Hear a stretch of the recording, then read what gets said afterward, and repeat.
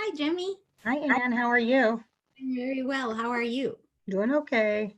Good. Just working on the annual meeting stuff. Oh, yeah. Is that Thursday? Sunday. Sunday. Cool. Right. I guess I should RSVP. Hi, Abby. I should also write you a check. I should just do everything. My nephew got the virus. Oh, no. He showed up last night at my brother's feeling sick and went straight to urgent care. Fortunately, my brother was out at my parents' lake house for Father's Day because he's high risk. Mm-hmm. And so now he can't go home because his son has taken over the house as a place to be ill. But he also drove from Austin to South Carolina to visit his brother and then friends all the way along the way. And so now everybody that he has visited has to be tested, and they're such idiots. They're just you know, those 20 somethings with their impermeability. I'm sorry to hear that. I hope it's. Oh, I'm sure he'll be quick. fine. I'm sure he's nothing more than stupid. No, he's young and strong. I'm not too worried about him. My brother, I'm worried about.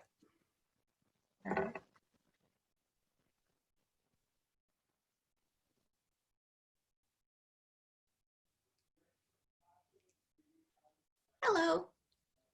Oh, they can't hear us. I'm sorry, Anne. I was talking to you all the way along and realized I was muted. You're very. Did the doctors tell him to just stay home then? Or? Yeah. Okay. He's just going to stay at, this is the house he grew up in. He's just going to stay there and get better. And now he has nobody who will take care of him because my brother can't go and my parents are both over 80, and well, I guess his mother could go. She's in the ICU every day at the hospital. I don't know, he could get sicker being with her. So I don't really know what their plans are.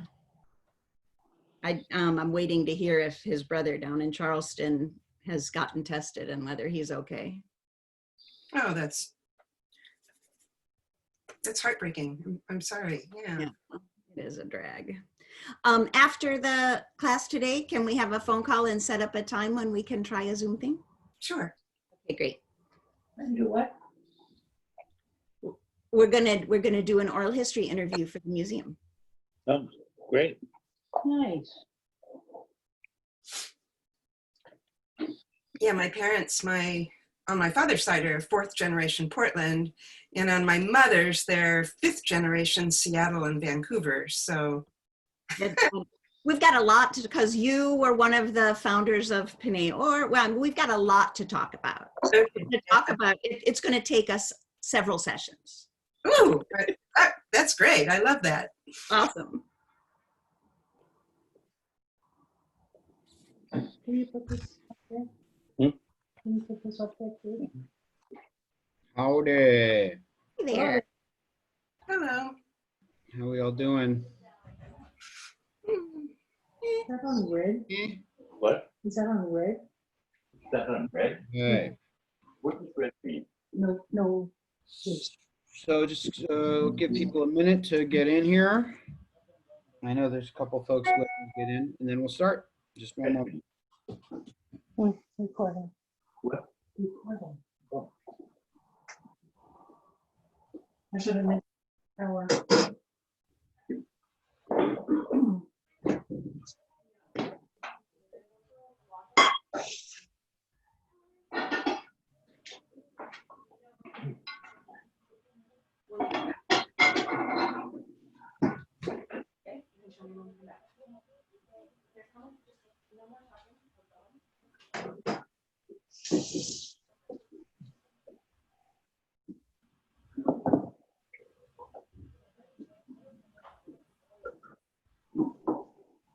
Hello. Hello. Hmm. Hello. What? Hello. And hello to people. Somebody say something. Hello. Hi there. Hi. I have this weird audio. This weird audio device. Sometimes it doesn't work right. Yeah, it's making strange noises here too. It's making some kind of weird wavy noises. From outer space. Not working.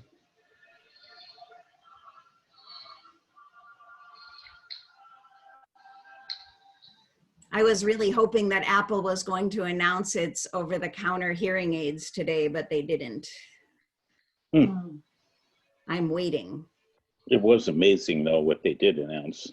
Well, yes, they're awesome, but they didn't get my letter. They did. By the way, Ann, I know it was a long time ago, but Charlene and I saw your presentation from the museum, and I thought, the artifacts were unbelievably beautiful and intricate, and I thought your presentation was great. Oh, thank you so much, Mickey. Yeah. I can't wait to see them in person, because You and me both. yeah. We have a really cool exhibit thing going on though. Starting when things open up a little bit more downtown, we're going to have outward facing exhibits that people can come and just in the window, so people don't have to come into the museum. Oh, that's interesting. Well, we'll second the Endorsement. endorsement. We saw it as well, and we thought it was great. Oh, I'm glad. Thank you guys for coming. That's great. We did. All right. Howdy. Good afternoon. Hello. Howdy. What Are a you there? gorgeous day outside. I'm just- Can I say something about services this morning real quick? Yes, ma'am. You said we were going to do a shortened Suke de Zimra, and I carefully marked with a pencil in my Siddur to say which ones do you do when you're doing an abbreviated, and I marked everything. What did you skip? Yeah. Oh, then you. Yeah. I skipped 3 or 4 different psalms. Oh, did you? Maybe Oh, you you have an did? abbreviated version in your. No, I have I was using the same Siddur. I also didn't think you skipped anything. Really? I definitely did. I mean, I didn't skip, tons, but like, for example, we didn't do Yehi Chavod, which is before Ashrei. We didn't do, I think we skipped Psalm 146, 147. Anyway, I'm not 100% positive about that. But Okay. we are now at the, we are beginning the ninth gate, which again, because he's working his way from the bottom up, we're now at the second Sphera. So I shared this visual with some of you. I'll show you again. So this is a very beautiful version of the Sphero. So these are not labeled. Looks like a birthday party. Yeah, it does. This is a painting I found online. So this one it's not, I guess, ideal because it's, as I said, it's not labeled. But he starts here at Malchut. And notice that this painter has depicted Malchut in black, right? And because, well, let me ask you, why would Malchut be depicted in black? Because it's the ground, it's the foundation. It's the empty receiver. Right. So, I mean, it is the ground, but but you know, if God's true nature, which is unknowable to us, is Ein Sof, which means infinite, and it's depicted, or it's described as being infinite light. Now, of course, that does not mean physical light, but spiritual light. So it's so hard because all we can do is use language to convey ideas that make sense in our mind, but they're all symbols. They're all pointing to something that's beyond language. But so we describe it as light, and therefore artists often depict the and the Kabbalists write about God's energy as being light, and you know, we associate light with white. So the Keter, which is where I'm circling with my mouse here, Keter, which is the highest of the Sphero, it's also unknowable to us, but the beginning of God's planting or breaking light into the created world, is depicted as all white here. And you can see that it's interesting. I don't know if this is why the artist did this or not, but it's not perfectly white, right? You see little smudges of shadows of gray around it, which may be because to distinguish it from Ein Sof, which would be infinite perfect light, but already Keter, because it's associated with God's will in the world, already now there's a world. And so it reflects a little bit of the occlusion of light, the blockage of light. And by the time you get down to Malchut, God's light is very, very, very obscured. And so here you see Malchut is black, but it's not totally black. It's got a little reflection of light here. And it might be that the artist is trying to convey the fact that even in Malchut, you know, there is divine light. It's just very, very hard to see. In the world that we're in, it's very hard to see the divine light unless we're looking properly, in which, in higher states of consciousness, we can be aware of divine light all the time. So I know that for some of you, let me just talk about light for a moment, because I know for some of you, including myself often, but less often now than when I started learning, just the whole, sometimes you stand back and you're just like, what are we even talking about? Like, you know, I think Mickey had one of these moments and somebody else had one of these moments a while back, just like, what is it, like, how does this pertain to reality? It's so easy to get lost in the language. So let me just, No. and again, that happens to me as well. I mean, I do have moments, and I study this stuff a lot, I have moments where I just sort of need to stop and just say, because it feels like I have no idea what we're talking about. So just to talk about light for a minute. So again, you've got to keep reminding yourself, light, when we talk about divine light, it is not the light that, you know, you're seeing bouncing off my face or that's lighting up your room. That's just a metaphor. It's just a symbol pointing to some other reality. So what do we really mean by light? I guess by light, what we mean is our awareness of God's presence in the world is light. So when we say that we can see, that somebody perceives light, perceives the light of the Kabbalah. Hey, it's Michael Sasno, all the way from the Carolinas. Hey, brother. Yeah,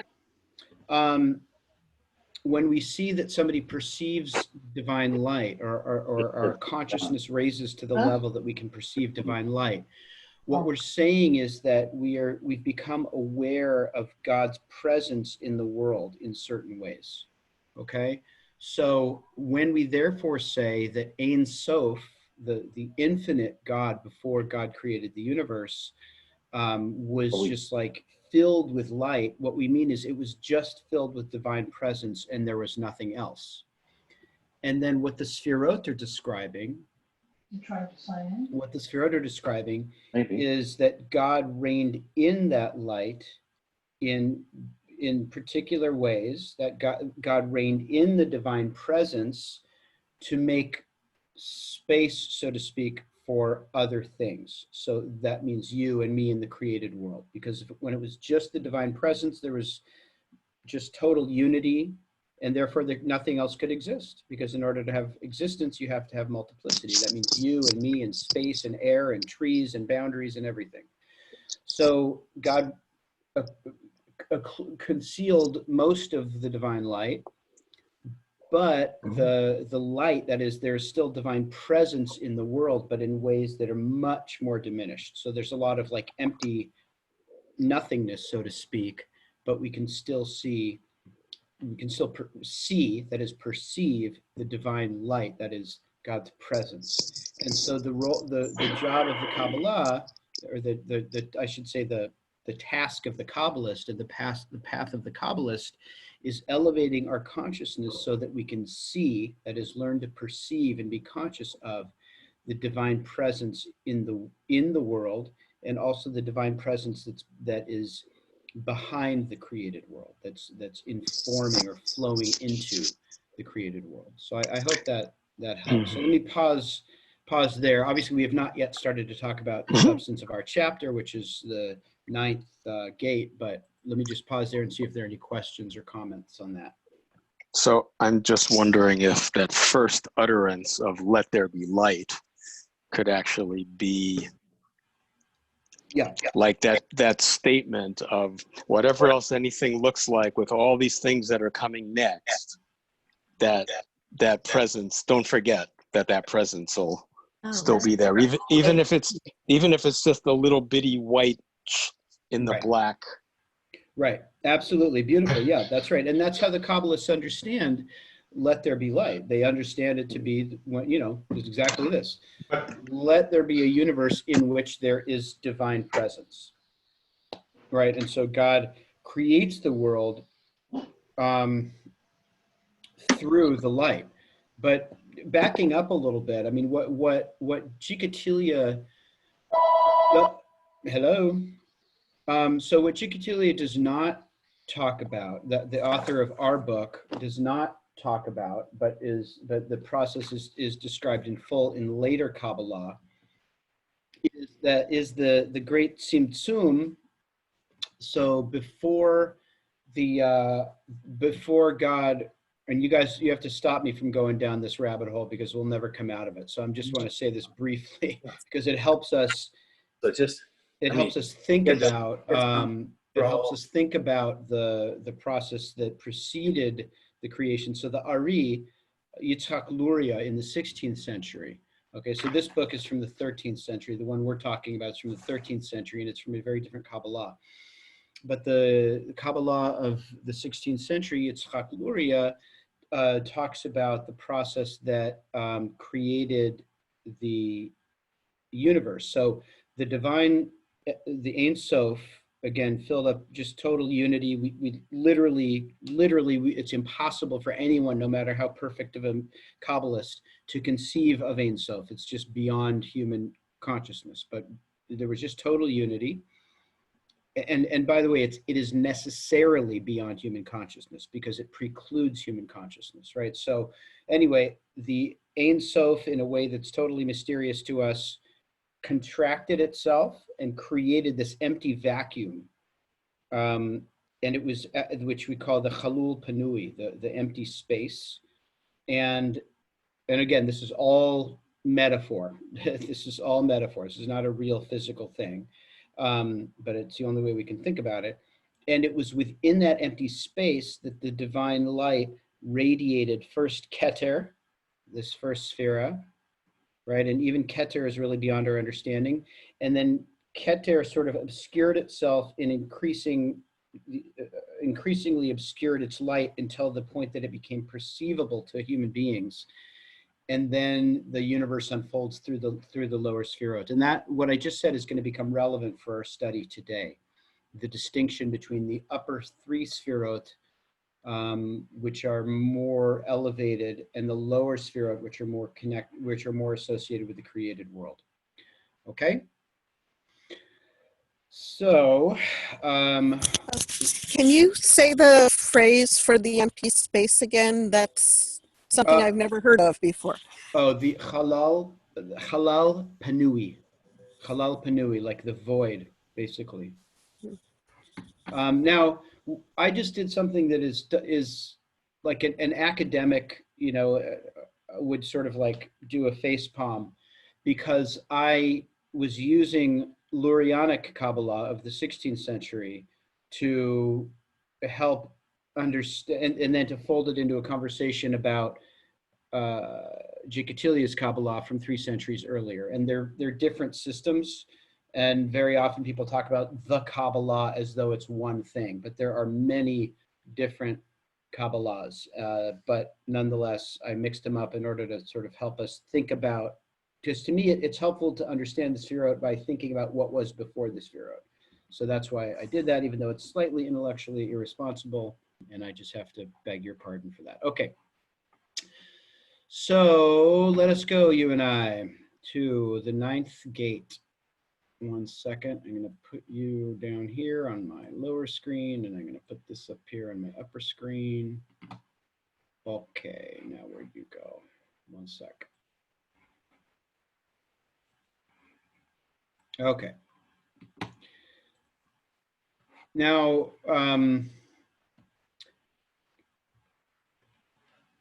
this is, 1 sec. Okie dokie. Now, remember that that Jikatilia has his own vocabulary for talking about the, he has his own vocabulary for talking about the names of God. Excuse me, the names of the Sphero. And there, I just blacked it out so you won't be distracted by his very deep words. So remember that according to the Kabbalah, according to very common definitions, it goes Keter, Hokhmah, bina, Chesed, Gevura, etc. And remember, he has a different divine name for each of those. He acknowledges that those are names also. But so we are now at the 9th gate, which normally is called Hokhmah. Hokhmah. He refers to it as Yah. As Yah. That's the name of God that he says is associated with Hokhmah. So he knows it as Hokhmah also, but he is referring to it, for starters, as Yah. And you've heard the name Yah in the Torah, and sometimes we sing it as every morning, Ohozi V'zimrat Yah Vayhili Lishua, right? That's in part of the Song of the Sea. So it's not a name he's making up, it's a name that's in the Torah. And he says that is associated with Hokhmah. Okay, so now we have to think about Hokhmah. Now, what I'll say before we start reading him is that last time we talked about bina. Bina is also associated with teshuvah. Do you remember we talked about how bina is associated with teshuvah? The reason for that is bina is the source where really the very beginning seed of the discernible world that we live in. And that's the highest level we can turn to.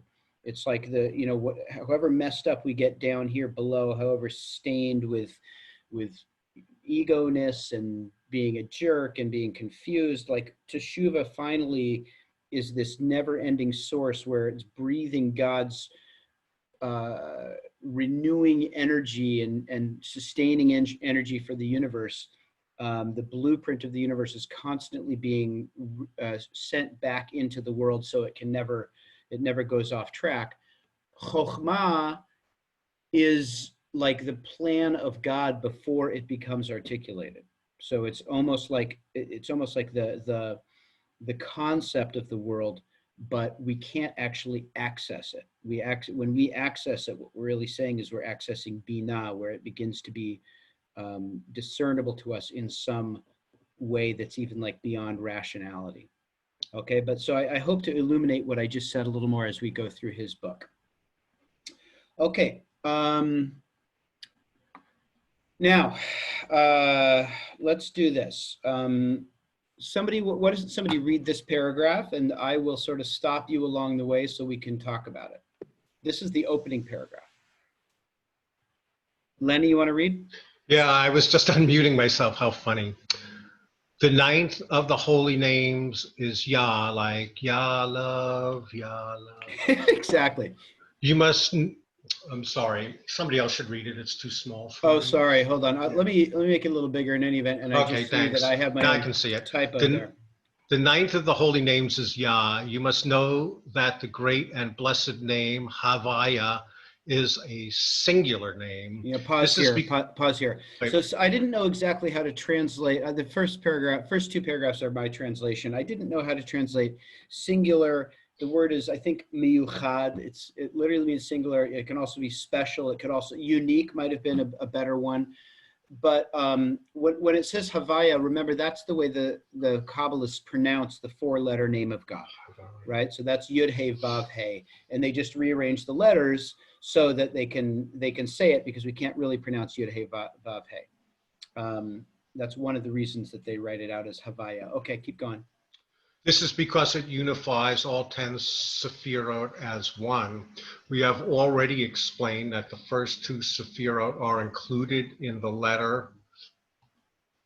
Yud. I'm sorry, the cursor was over. Yud of the singular name. The tip of the Yud is Keter, and the body of the Yud is Hokhmah. The third Sphera, unified by these two, is bina, which represents the first He of the name. We find then that the included within the first two letters of the name are the three upper Sphero. Okay, let's pause there, because this is very confusing, and it's actually confusing to me. So I don't know if you remember, just for right now, just let's just do this. 1 second here.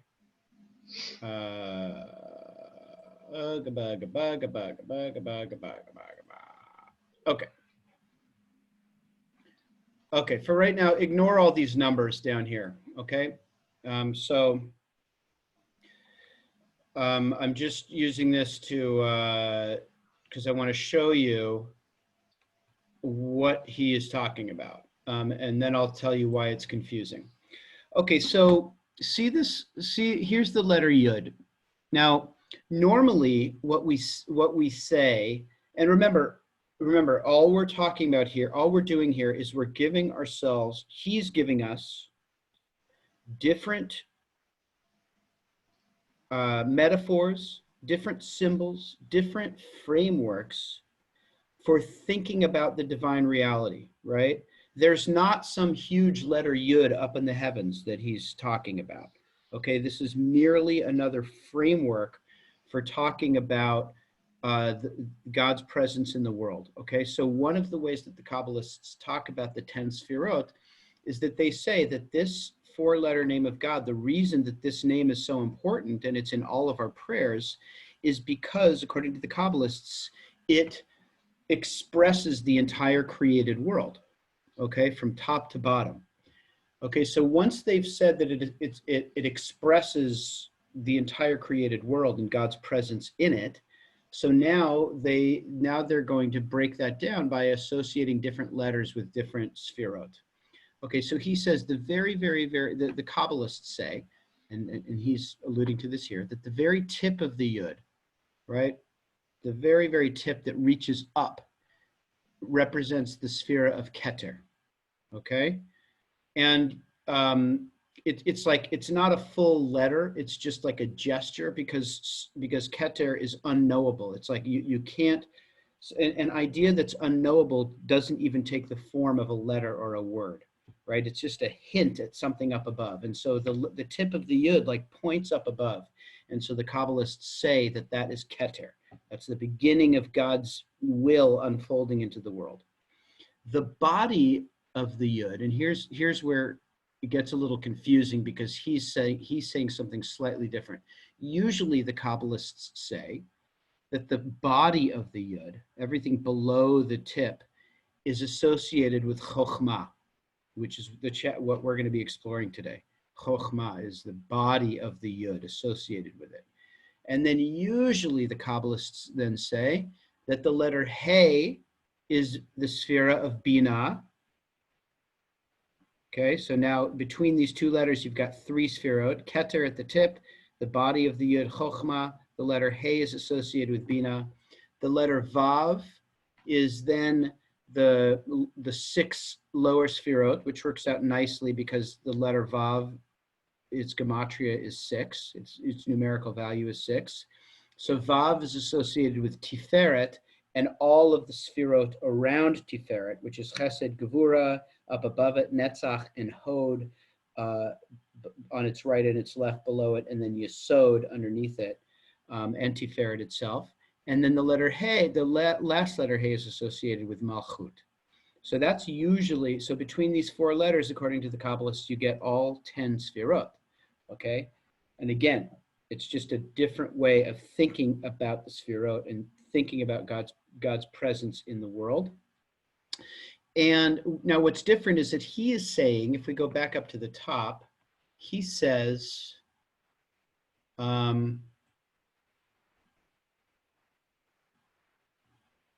so he says the tip of the Yud is Keter, which that's what all Kabbalists say.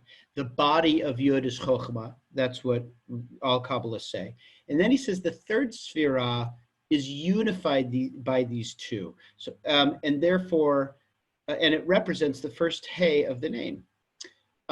We find then that included within these first 2 letters of the name are the 3 upper Sferot. So it's very confusing to talk about, but it's upper part of the Yud is Keter, the body is Hokhmah, and He is bina. So in the first 2 letters, you get the first 3 Sferot. Everybody with me?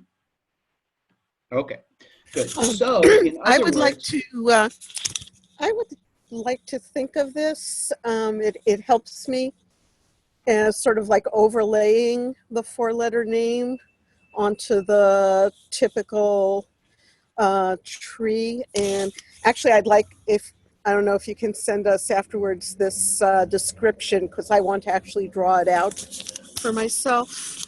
okay, It sure. helps me figure it out. And I was thinking, in a way, it's part of our constant trouble with this is, as soon as you describe it, or especially I think visualize it, you're containing it in a way that isn't valid, and I would almost say it's idolatry, but Right. It's still the only way I can kind of grasp it or Right. stay concentrated on it. Yeah, right. That's yeah. So, but you're saying you want me to send you this text? Is that what you're saying? Yes, please. Yeah, you bet. Okay. Now, let's step back, and I'm going very slowly at the beginning because I think that if we really make sure we're grounded in this in the right way and that we're not committing kind of fundamental errors in our thinking, it'll really help us continue to move up the spherotic tree. So the first thing I want to point out is that he's talking about these first 2 letters and how they represent Keter, Hokhmah, and Bina, but look at what these first 2 letters spell. They spell Yah, right? So that's why he's after this. Now, but again, that's a little confusing because Yah includes this first letter He, which is which Sfera? It's Bina, that's right. So what he's saying really in saying that Yah is Hokhmah, but also that the Yud and the He capture Keter, Hokhmah, and Bina, I think what he's telling us is that Hokhmah and Bina are so closely bound because Hokhmah is unknowable. We can't really our consciousness cannot arrive at the level of Hokhmah because it would be like knowing the divine mind a little bit or the divine blueprint for the universe. But we can know Hokhmah as it's articulated into the knowable world, which is teshuvah. Now let me step back here, okay? And I'm going to turn us back to a visual. Give me one sec, and then I'll give people. I'll pause for just a moment so people can ask a question. Let me just see if I can get a. One sec. I'm just looking for another visual if I can find it. Here it is. Okay.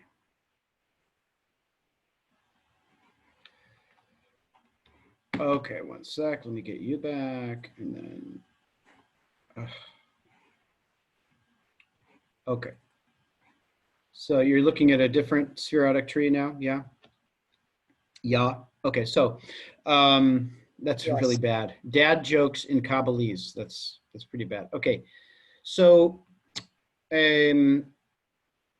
okay. So he's talking about these now, but really, let's step way back, away from bina here. Away from Hokhmah.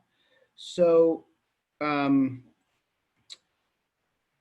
what I want to say is that I want to give us a way to think about what this really means, what the Sphero mean in terms of human consciousness. So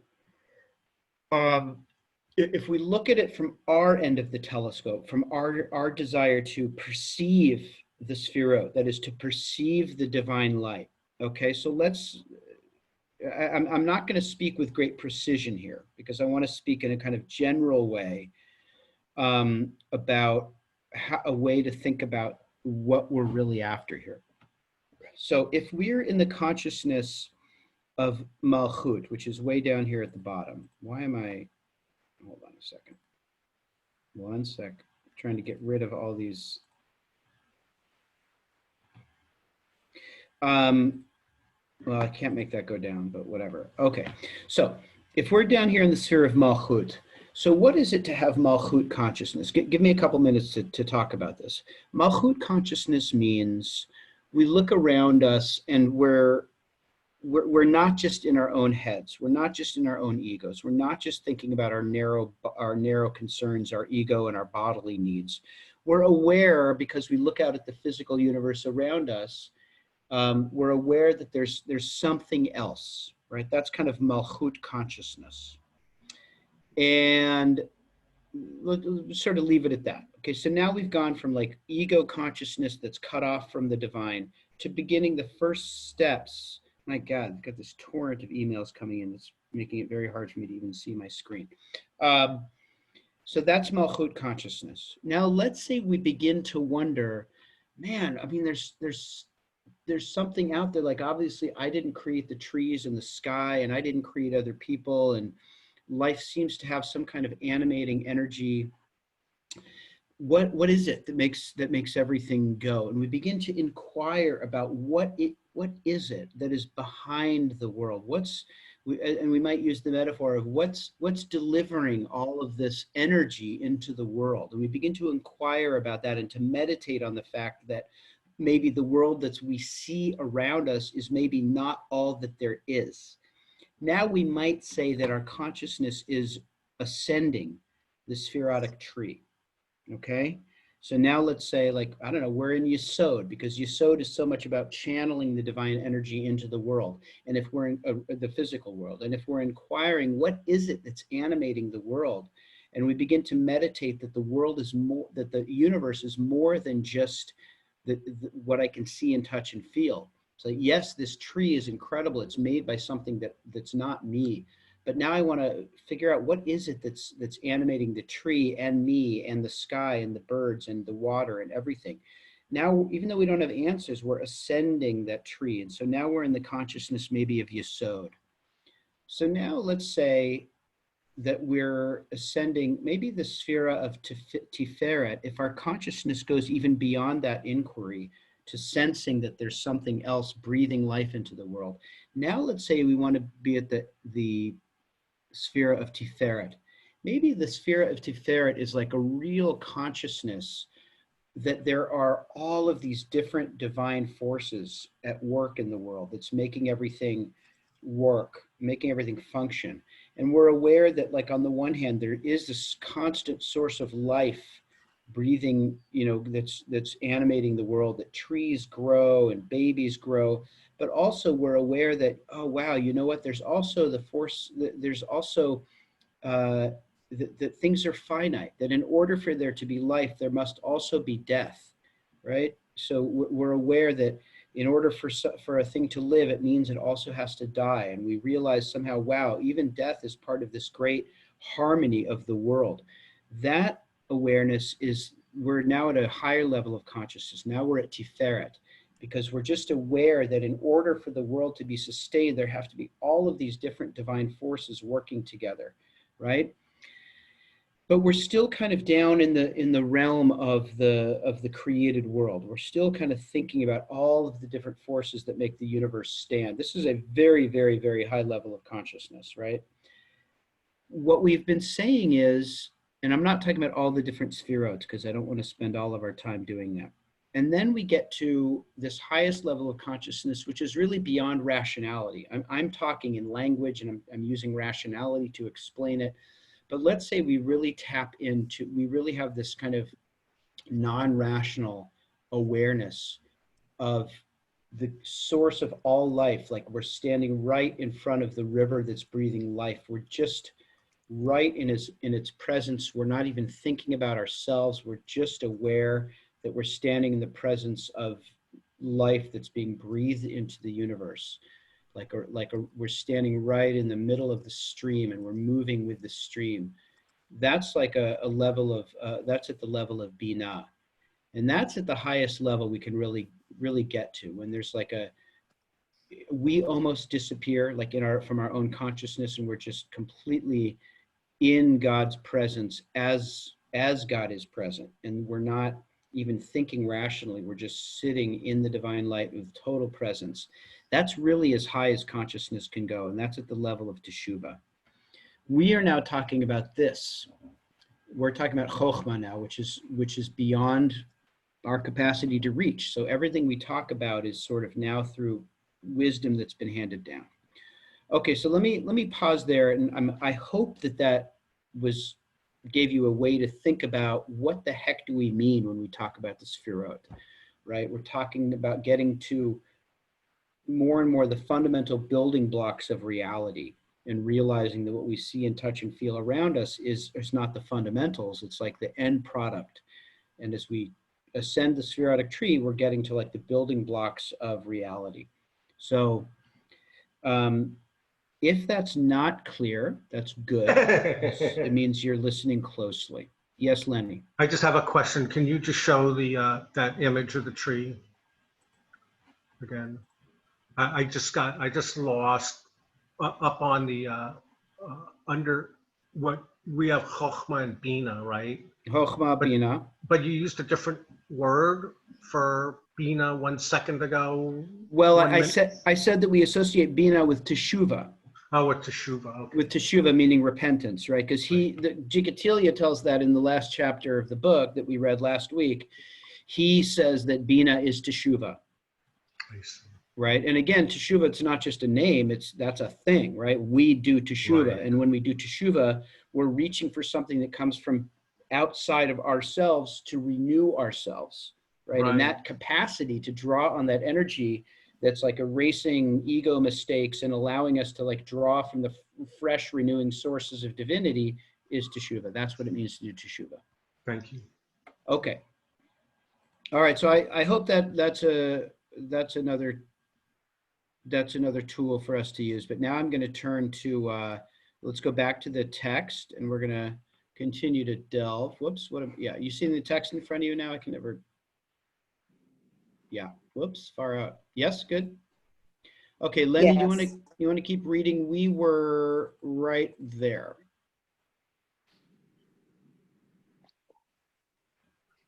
Who? Oh, Lenny was reading, but he's on mute.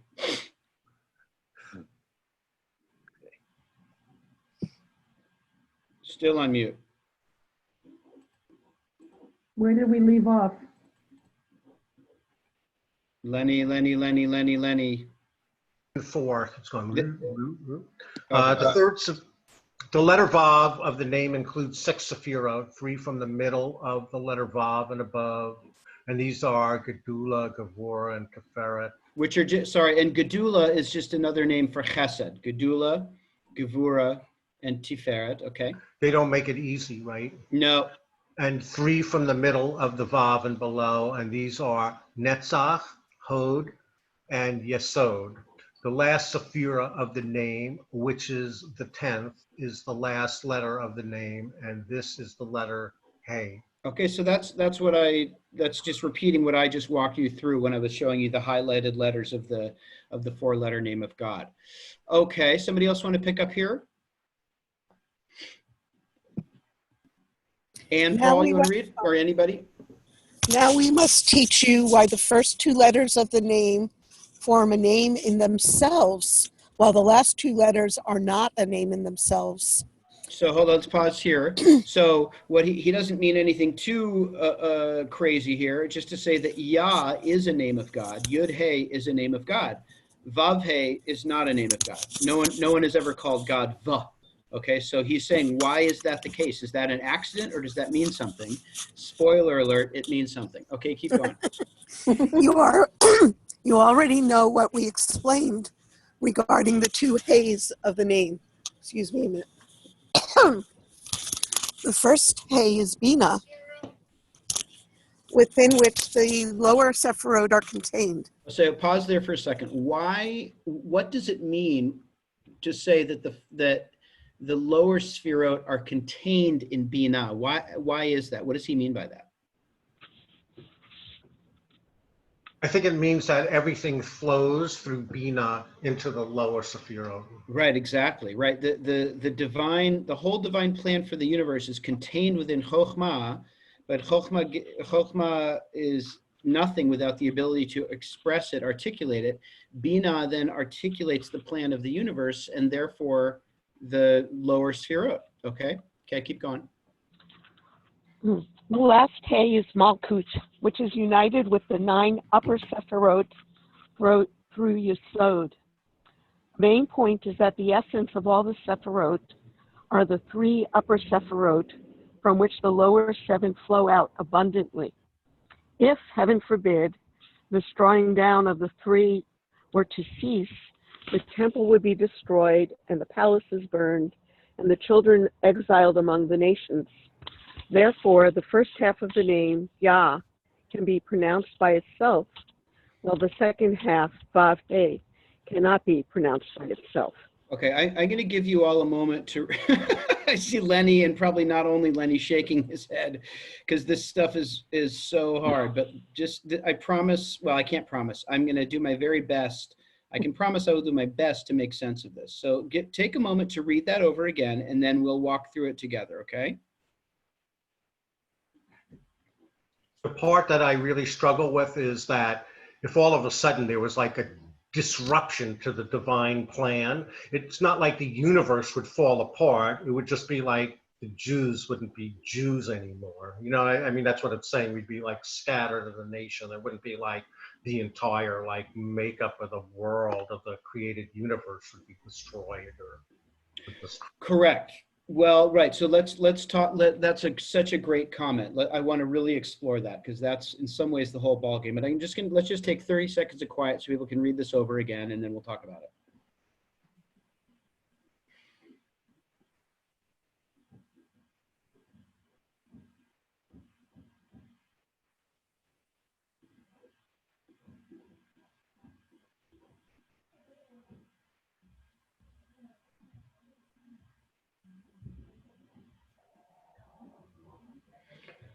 Now, one of the things that's so tricky about reading this stuff is that it's hard to tell.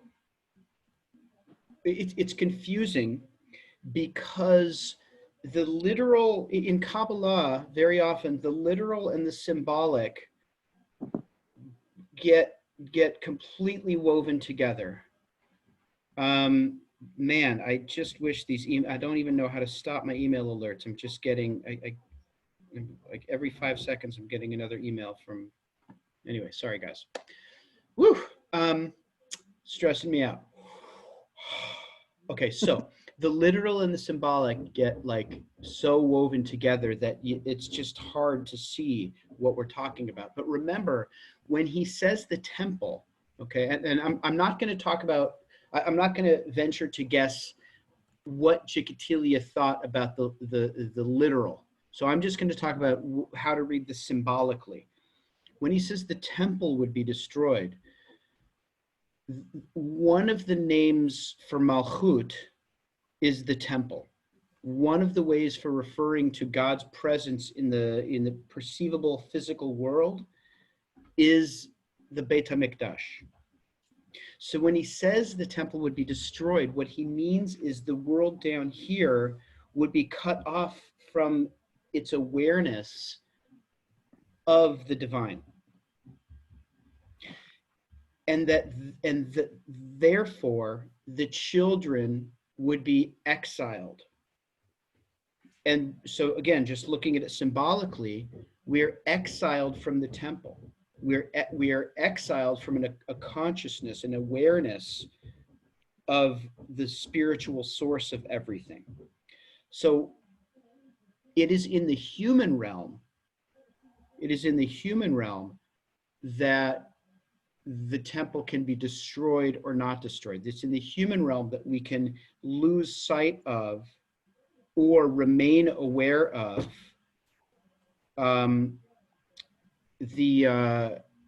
God's presence in the world. So the way that I think it's most useful to think about these things in terms of Kabbalah is not the actual temple that was destroyed in 586 BCE and then again in the year 70, and not the Israelites themselves having to leave the land of Israel and to move 600 miles to the east or wherever else they went, but to just keep all of this within the symbolic language of Kabbalah.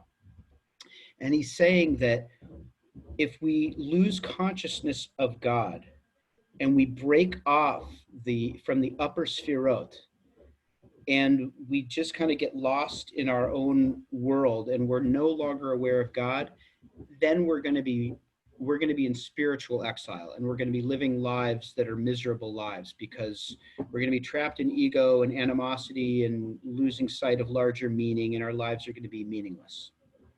That's how I understand what he's saying here. And a community of people that is not aware of the ultimate source of being and is not aware of the love and sustaining energy that unites them is not going to be able to create a sustaining society that's filled with goodness. And they're going to be living in spiritual exile, I would say, even if they're not in literal exile, right?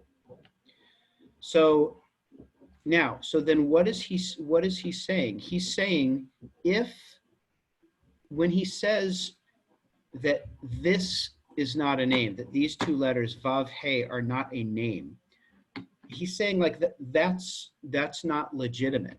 So what he's saying is the lower world, the created world, represented by all of these lower Sphirot, that is detached from the upper world, symbolized by the name Yah,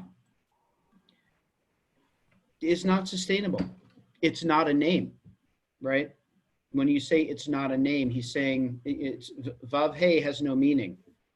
The lower Sphirot without the upper Sphirot has no meaning. It's not sustainable. Does that make some sense? It has no meaning. Vav He has no meaning. The lower Sphirot without the upper Sphirot has no meaning. And so it's only when these lower Sphirot seek to connect their consciousness and to bind their way of being and thinking with the upper Sphirot, it's only then that you actually have the sustainable name of Yud He Vav He. Okay, but let's keep reading, and through not because we've exhausted this and we understand it perfectly, but because through reading more we'll illuminate ourselves a little more. I just want to make one real quick comment in a way that's Yiddishkeit in a nutshell, that you can't have spirituality or you can't have disembodied spirituality. It makes no sense in Yiddishkeit where it makes sense in other religions. Yeah, that's right. That's right. So Yud He Yud-Hey yearns for Vav-Hey, so to speak. The upper world needs the lower world to complete it. And Vav-Hey sometimes loses sight of this, but Vav-Hey, the lower world, needs the upper world, right? Now, however, what the other thing that's interesting, or not interesting, that's an understatement. The other thing that's fundamental to understanding what he's saying is that though Vav-Hey cannot be pronounced, Yud-Hey can stand on its own. Yud-Hey is never going to,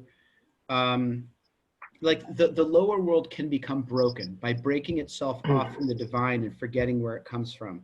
We can suffer interminably, and we can mess ourselves up and start wars over money and get caught up in our ego and animosity and kill each other and all of that stuff. But Yud-Hey is always going to be there. Yud-Hey ain't going anywhere. It's a name that can stand without Vav-Hey. It's not the complete name. It's not the fulfillment of the purpose of the universe until the lower Sphero are also there. But Yud-Hey is constantly there, constantly breathing life into the universe, right? The question is whether the lower world will turn to it and bring its light down and allow that light to inform it and then to fulfill the purpose of the universe. But Yud-Hey is constantly there as a source of hope. It's almost like as an invitation. Yud-Hey, Yah, is always there as an invitation, like holding out the divine hand, so to speak, waiting for the lower world to say, oh, wow, look at this. There's something breathing love and goodness into the world. I'm gonna respond in kind. But even if we don't do that, Yud-Hey ain't going anywhere. Yud-Hey is constantly there. Does that make some sense? I wanted to ask about, this is starting to remind me of, there's sort of a pre-prayer that I see, I guess it's in Sephardic Siddurim most often, where you say, it's sort of like, say this prayer is for the purpose of uniting the Yud-Hey with the Vav-Hey. Right, yep. And it sounds like, again, for me, it's visual. Another way to visualize this is the upper three Sepharot are uniting with the lower seven. Yes, Sepharot. that's right. Yeah, that's right. Our task is to unite the lower with the upper. Yep. And by the way, sometimes, sorry, let me just go back to one thing. When I imagined that Yud-Hey is like holding out its hand, waiting for Vav-Hey, waiting for the lower world to reach out and grab it. Sometimes the letter Hey is described as a hand, like it's sort of somehow visually, somehow they get a hand out of it. If you imagine like, you know, can you sort of see, like imagine these are fingers and a thumb, and it's like supposed to somehow look like a hand, right? Can you sort of see that?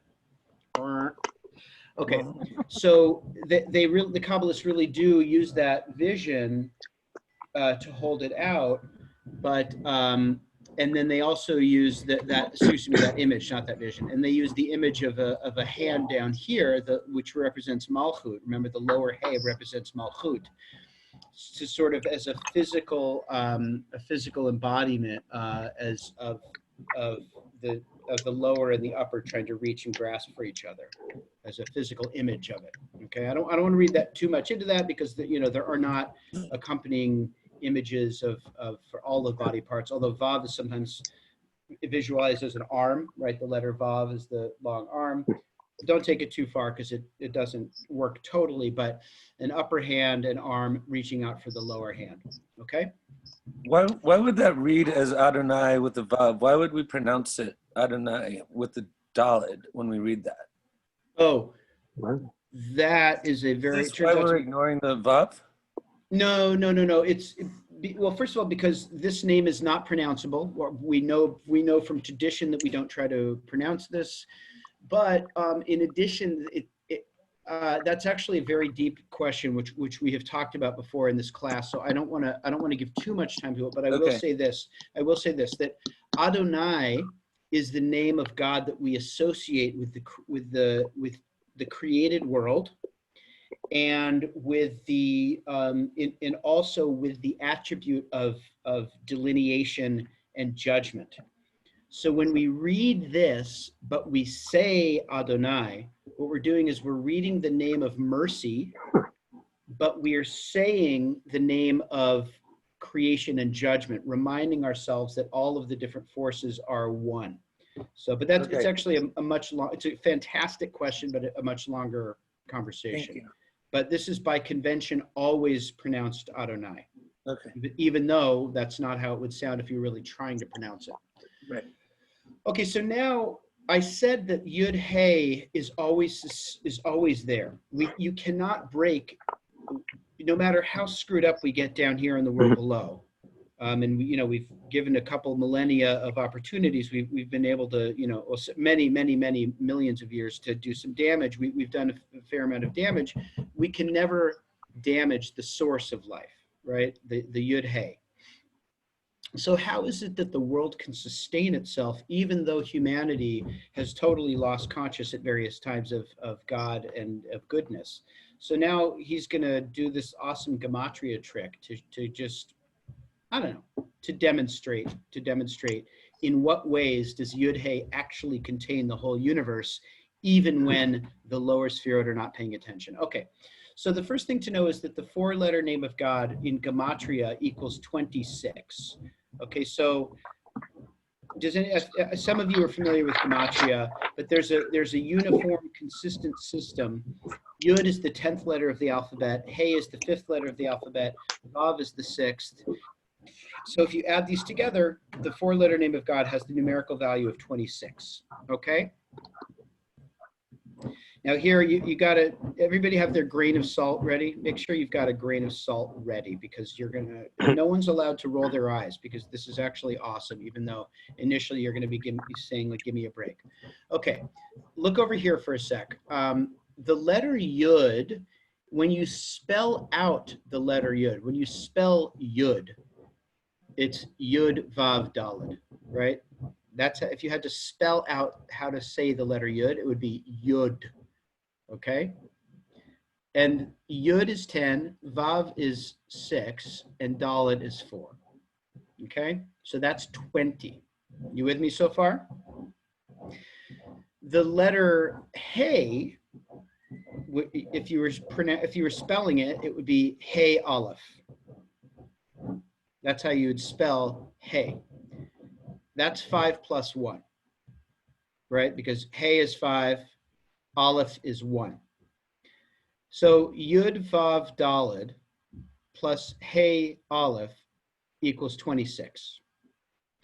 So what he's saying with this, you might say, well, that's a silly numerical trick. What he's trying to say is Yud Hey, even though it's only half the name, it actually contains the full potential for the full name of God. And so Ann Prahl, I want you to tell me what's in that like delighted head shaking. Just say more about what's going on. But the mind that Right. first says, I need to solve this problem because Yah is the same as the name of God. I need to solve the problem and make them equal, and then goes and does it. It's gorgeous. Right. It is gorgeous. Right. It's like that physics concept of the holographic universe. Each part of the universe contains the entire nature. Oh, that's beautiful. That's beautiful. That's really helpful, and that's right. And so on the one hand, you can say, oh, those Kabbalists, they're always like playing games with numbers. And yes, but I think that's missing the point. It's not trying to show off what we can do with numbers. What it's trying to do is it's trying to use yet another avenue of expressing a Kabbalistic truth, which is that the universe is sustained no matter what happens in the lower world. It's sustained by Yud Hey, which actually, no matter how broken we make the world, actually contains the 4-letter name of God, which is the whole created universe. Okay, so that's what that little numerical game means. Okay.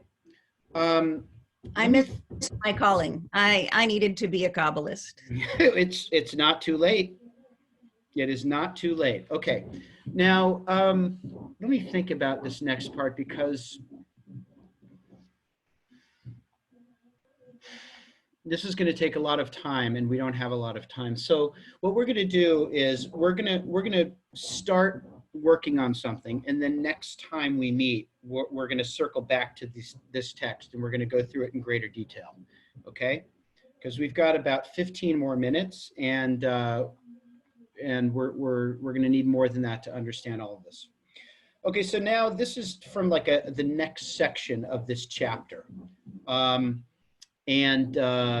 So it's not intended to, it's intended to be consistent with what we've read, but it doesn't, in the book, it doesn't follow on naturally from what we've been talking about. Okay, so he quotes Exodus, hand upon the throne of Yah. Okay, and if I showed you the verse in Hebrew, which I thought I had here, you would see that it actually uses the name Yah in this verse. Yud He Vav He will be at war with Amalek, door, door. Okay, which is usually translated from generation to generation. Okay, so first of all, who was Amalek? Good guy or bad guy? Bad guy. Very bad guy. Very bad guy. So in the Torah, Amalek is just the name of this king and of this people that attacks the Israelites when they're coming out of Egypt. Just after the Exodus, just when it starts, they're immediately attacked. And Amalek is seen by the Kabbalists, and not just the Kabbalists, also by the rabbis of the Talmud, as not just being some mean dude, but as being representative of the force of evil in the world. Okay, so you have to understand that Amalek represents something far worse than just one guy. It's like when we, if we were to use the name Hitler, may his name be erased. If we were to use that name not just to describe the leader of Germany in the 20th century, but as an expression of the existence of evil in the world. So that's how Amalek is used. Okay, Sarah Sturtz, you want to read this? Sure. What does door, door, generation to generation mean? Amalek the wicked comes from the power of the primordial snake, and it is there that he connects and draws his strength. And from the time that he spewed filth on Eve, Adam cut himself off from the upper source, and he was separated from his friend. This is the essence of how the Shekhinah was removed. Okay, so let's go back over this. So first of all,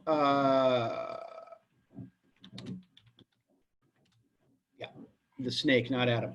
So this comes from this wild, far out midrash that's quite graphic about the snake. We don't have to go in too much detail. I mean, I'm happy to do it another time, but for the purposes of understanding this, we don't need to. But so look how quickly, like Amalek, which is from the book of Exodus and is just a warrior chieftain, is somehow connected to the primordial snake. So now he's like this existential, ontological force of evil in the world. So it's like the Kabbalists, for them, it's seamless. You don't have to worry about that they're from two different stories. They have nothing to do with each other, apparently, when you're reading the Torah on the Pshat level. But ontologically, they come from the same source. The snake and Amalek, they're both forces that try to separate humanity from God, okay? So you got to, Amalek, forget about him as being a warrior chieftain. He's a force of evil trying to separate humanity from God, okay? Adam cut himself off from the upper source. If you were forced to describe this in Kabbalistic terms, what is the upper source? In Sphero, in terms of the Sphero, Anne? The three. Bina.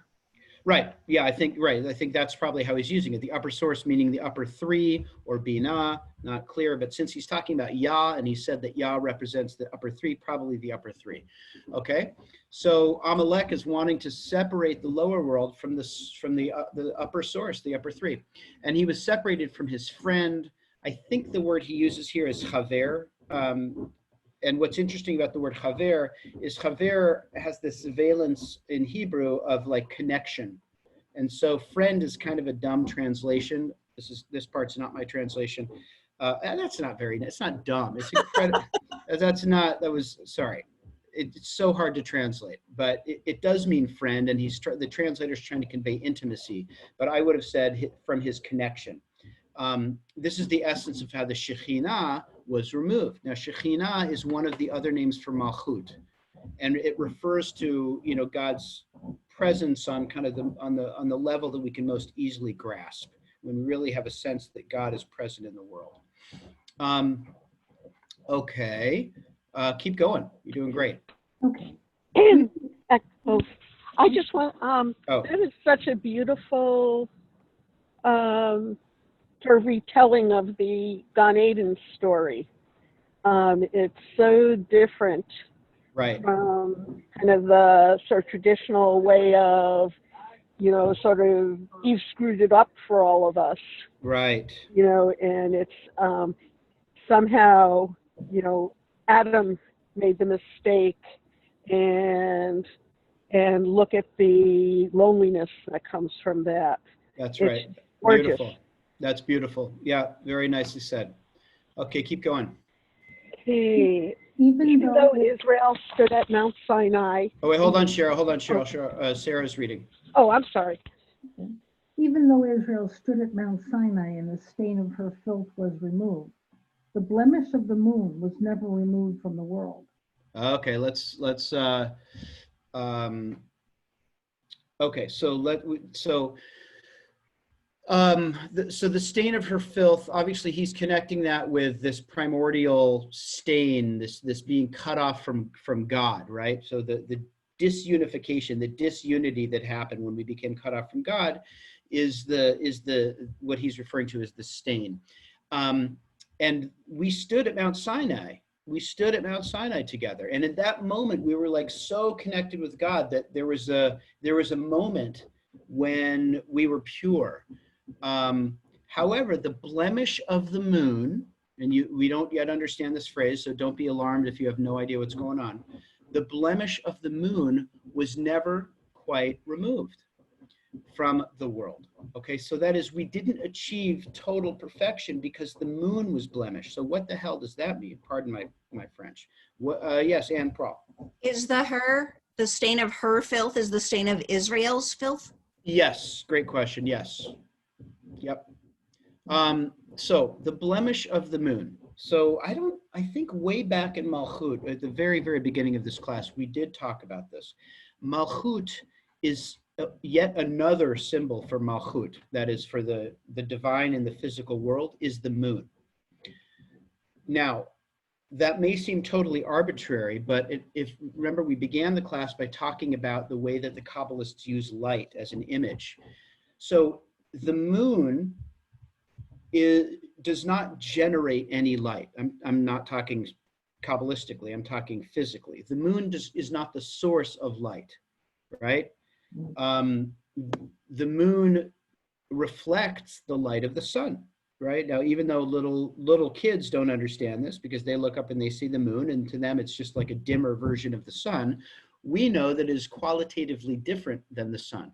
The sun generates light and heat in nearly infinite amounts, and the moon just reflects that. And so Malchut in the full moon, it represents Malchut. Malchut being in a position in which it can fully absorb and reflect divine light to the greatest of its capacity.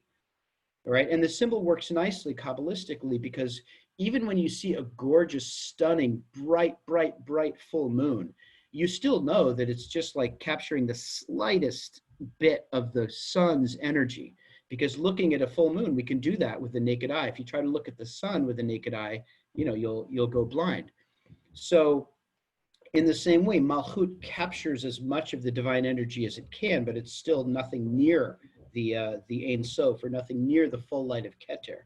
So when the moon is full, that becomes a symbol of Malchut being fully absorbing the divine light. And notice that almost every Jewish holiday and all of the major Jewish holidays begin at the full moon, right? I'm not making that up. Like, Pesach begins in the middle of the month, and Sukkot begins in the middle of the month. And so the middle of the month becomes, and Rosh Chodesh it's interesting to be having this conversation at Rosh Chodesh, because Rosh Chodesh is when the moon is totally diminished, right? So if you look up at the sky tonight, there will be no moon. And so Rosh Chodesh presents itself as a challenge for this exciting opportunity, because we know that now the light is going to be building day by day by day until we get to a full moon. So the blemish of the moon means, what he means symbolically is, we don't live in a world where the moon is always full. We live in a world in which sometimes the moon is nothing and sometimes it's full. Okay, and here's where the metaphor breaks down, because we know that it's a predictable cycle, day in, day out, 28-day cycle. It goes like this, that's the waxing and waning of the moon. But spiritually speaking, the world is not doing this every month, right? So now we have, this is where the metaphor breaks down. We allow the moon to be blemished by our actions. Humanity does. Okay, keep going. Cheryl, you want to take over here? When Amalek came, he intensified the blemish of the moon when it is not full, and he struck the thigh of Jacob, which therefore caused the crumbling of the house of David's kingdom. Okay, so pause there. So this is where you see how impossible it is, according to the Kabbalists, to read the Torah on the Pshat level. According to the Kabbalists, you don't stand even a glimmer of a chance of understanding what it really means. Because notice that he's gone from Amalek to the Garden of Eden to Jacob to David. I mean, it's just, there's no continuity. It's like a kaleidoscope. It's like if you put the Torah in a kaleidoscope. That's how the Kabbalists read it. So we're not going to go into all of this, but just suffice it to say that the force that is Amalek is also the thing that wounded Jacob somehow, even though Jacob gets that wound when he's wrestling with God. It was bringing Jacob out of perfection, which means that he's, if there's something that lacks perfection, it can't come from God. So somehow that's what wounded Jacob. And the crumbling of David's kingdom. David's kingdom also represents Malchut. Okay, so just you don't understand that yet. I don't understand it yet. That's okay. We're going to just push on, because we're going to circle back to this next time we meet. Keep going. So in Adam's time, when they were cut off from their source, and Amalek struck the thigh of Jacob, it was ordained that we should read the verses in the Torah which recall our suffering under Amalek in Parshat Zachor. Which we read just before Passover. Okay, keep going. Behold, the last two letters of the name were blemished, so to speak, by Amalek, the reason being that the hand of Yud-He Vav-He struck them. As it says, the hand of Yud-He Vav-He was upon you. Okay, so here he's saying that Amalek tried to grasp and wound Israel, but then God's hand comes down and strikes Amalek. So there's this battle he's setting up between the hand of Amalek, which you'll see in a minute, and the hand of Yud-He Vav-He, both symbolic, but we're just talking about the struggle between these different forces in the universe. Okay, so I think probably it makes sense. This part is so delicious and so completely awesome, but to get there, we'd need another 15, 20 minutes. So we will circle back and read this again next time and deepen our understanding of it and clarify what he's after, because he's trying to describe this very, important principle that is a reason for us to have hope and faith. But it's going to take a little more time to go through here, and then we'll also move into these incredibly interesting, creative readings of these verses. But let me pause here. We'll take just a couple minutes for questions and comments. That was a pretty exhausting class. I'm not kidding. It was great. It was exhausting. I'm going to have to take a nap after. Good. I'm glad. It was. Yeah, this stuff is exhausting. It really is exhausting. Mind blowing. It's mind blowing. Now again, I guess what I want to do is I want to think of tools that I can give us for. I want to think of tools I can give us to help us get out of our heads a little bit, because when we're studying, I mean, Lenny, your comment just reminded me, when we're studying this, we do have to be in our heads, right? I mean, that's how we learn. But ultimately, the point of this material is not, it shouldn't be akin to studying for a math test. Like, it's ultimately something that's supposed to inform how we move in the intellectual and emotional and spiritual realms for good, right? It's supposed to be instilling us with a relationship to the world and to God that goes beyond the rational. So ultimately, it's supposed to it should be like a tonic for our lives a little bit. And I want to think of ways of that, but to do that. But Anne, I'll get you in 1 second. But let me just to share with you what I mean, like the ways in which this should be a tonic for our lives. Ultimately, all that bit we did about Yah as a name on its own, the message of that for us is that it's never too late. It's never too late. We can never become so broken that we break the system. No matter where we go in our lives, collectively or individually, no matter how dark we get, Yah is the fundamental creative, sustaining, life-giving power of God in the universe is always there. It cannot be damaged. There's always a source of life to turn to, right? Because Yah, and therefore Teshuvah, right? Because the He represents bina, the He represents God's knowable energy coming into the world. It's always there. It's a name on its own. There's nothing we can do to damage it. And thank God, because given the chance, we would find a way to damage it, but it cannot. So we can damage ourselves. We can walk away. We can close down. We can go to dark places. But there's always hope. There's always that possibility to turn to. So I want us to not lose sight of what this is really about. What it's really about is helping to transform us and not just giving us complicated vocabularies and metaphors. And Prawl. I think that's why the Hasids, when they started to revigorate Kabbalah and bring it into the Middle Ages, why they danced. That's right. We're spending all of our days studying and being so in words and so in thoughts, and we can't forget that what we're really after is joy, and they dance. That's right.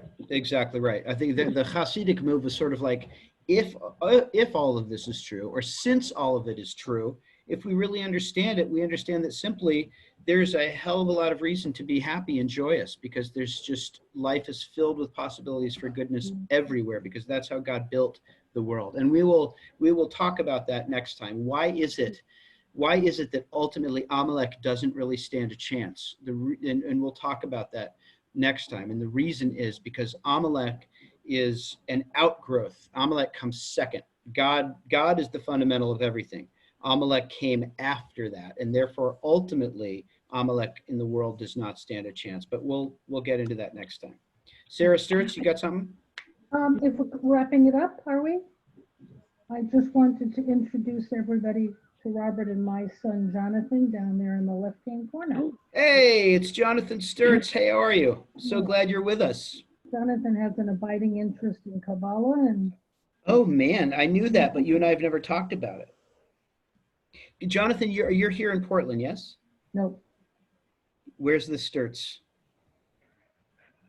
He's figuring out mute. I'm in Boulder.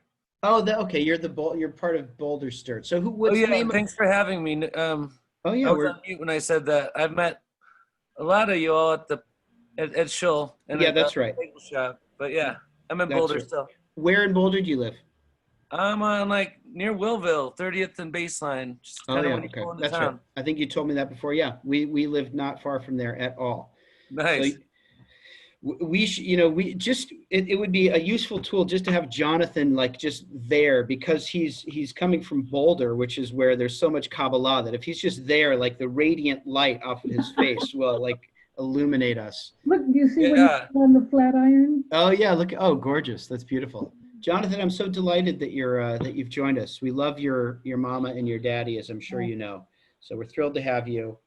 And so tonight at 5:30 this evening, Deborah Kolodny and I are going to be having a dialogue a little bit like, well, a lot like the dialogue that Rabbi Fisher and I had, kind of finding points of difference and points of connection, trying to push each other a little bit in loving ways to try to find, where it is that we agree and disagree and our different approaches.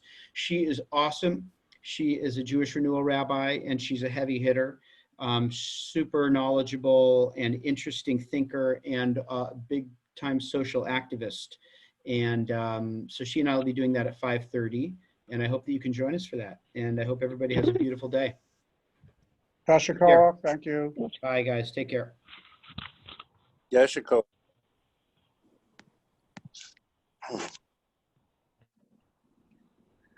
Take care, John.